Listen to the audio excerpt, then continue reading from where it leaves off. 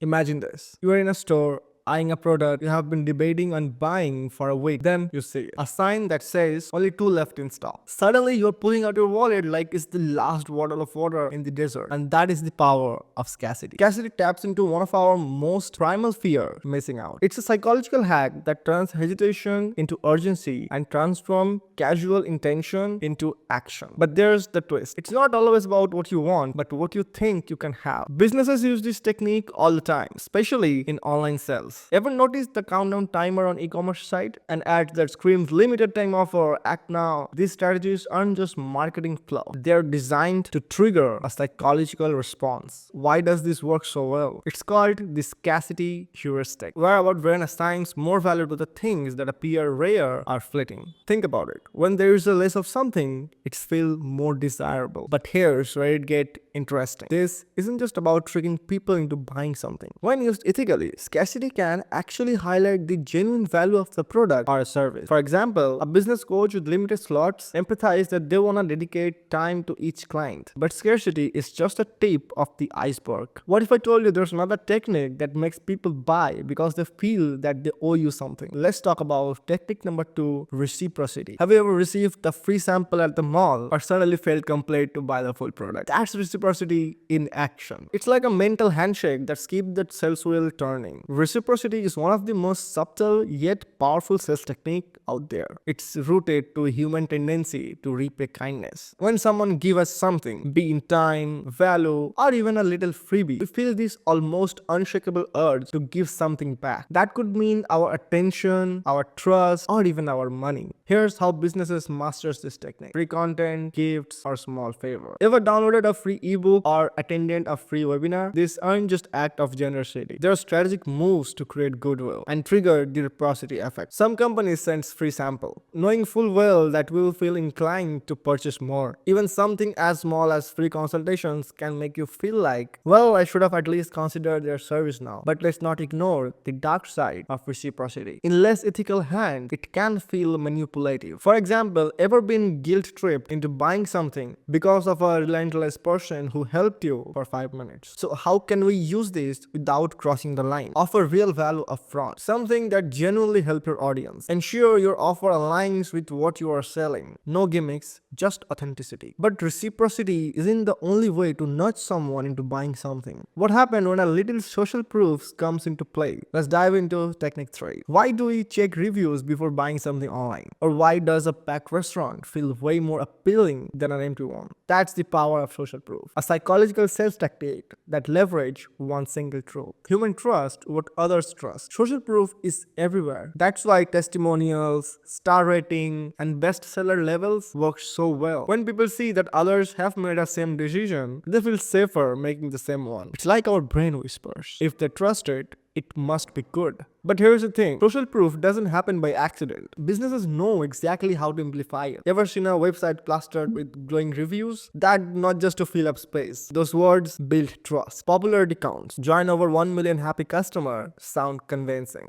doesn't it? Showing success stories turns potential customers into confident decision maker. The dark side, social proof can easily manipulate you. Fake reviews, stacked success stories, and inflated numbers. Some shades companies use to trick you into trusting them. Here's how to apply social proof ethically. Gather real testimonials, highlight milestones, and leverage user-generated content. But sometimes even social proof isn't enough. Let's dive into technique 5, anchoring. Have you ever walked into a store, seen a ridiculously expensive price tag, and thought, no way. But then the slightly cheaper option next to it suddenly seems reasonable. That's anchoring, and it's shaping your decision more than you realize. Whether it's a price, a value, or even an expectation. Everything else is judged relative to it. For example, you're browsing a new laptop, the first you see $3,000. Suddenly, the $1,800 feel like a bargain, even though $1,800 is still a lot of money. And if I give you a really good example, if you've seen the Rolls Royce, he never compare himself with any other cars or something. If you see his ads, always compare himself with the airplanes, private jet, because when the people coming to buy an airjet, the airplane would cost millions of dollars. But on the other hand, the Rolls Royce, it's more cheaper than that. It's expensive than those other cars, but it's cheaper than those airplanes. So what will people do? They will buy the Rolls Royce. They will say, okay, it's way cheaper than the aircraft and I can buy this. And they will buy that. That's called anchoring. It's very simple, man. It's very simple. So how can you use the anchoring effect in sales or freelancing? Present your premium option first. Show your high ticket offer upfront to set the tone. This makes your mind to your packages looks more appealing. Second, bundle pricing. List individual prices first, followed by the bundle price to make the latter seems like an incredible deal. Number 3, focus on values, not just numbers. If you're anchoring around price, always explain the value behind it. A high anchor without substance can backfire. Anchoring isn't just about manipulation. It's about guiding people to see value, whether it might not have been obvious before. But sometimes it's not about numbers at all. Sometimes it's about pulling the strings of our deepest desire. Let's move to technique 6, social proof. Social proof leverages our intent desire to follow the crowd. It's why testimonials, review, and case studies work wonder in marketing. People are more likely to trust a product or service when they see others endorse it. Here's how you can use social proof in your freelancing or sales strategy. Number 1, showcase client success stories. Highlight the transformations or the result you have got for your client. Number 2, use numbers strategically. Mention how many clients you have worked with and the total project you have completed. Specific numbers are incredibly persuasive. Number 3, encourage reviews and testimonials. Actively ask your satisfied client to share their experience. It's free marketing that builds instant credibility. And don't underestimate the power of subtle proof. Even screenshots of happy client message can work wonder in building trust. So there you have it. 5 psychological sales techniques that are used every day to influence decisions. From social proof to scarcity, these methods are incredibly powerful because they tap into how our brain are wired to think and act. Now I know what you're thinking. How you can use this technique without feel manipulative? The answer is intention. If your goal is to provide real value and solve problems for your audience and client, these strategies can become tools for building trust and creating meaningful connections. But if you misuse them, it's a fast track to losing credibility. If you found this video a little bit helpful, please hit the like button. It helps more than you think. And if you're serious about growing your business with proven strategies, subscribe to the channel because I'm gonna upload more videos like this that will help you grow your business. And if you got any questions or idea, drop them in the comment. I'd love to hear how you apply this technique in your field. And remember, ethical selling always wins in the long run. And I'll see you in the next one. Till then, take care of yourself and your family, and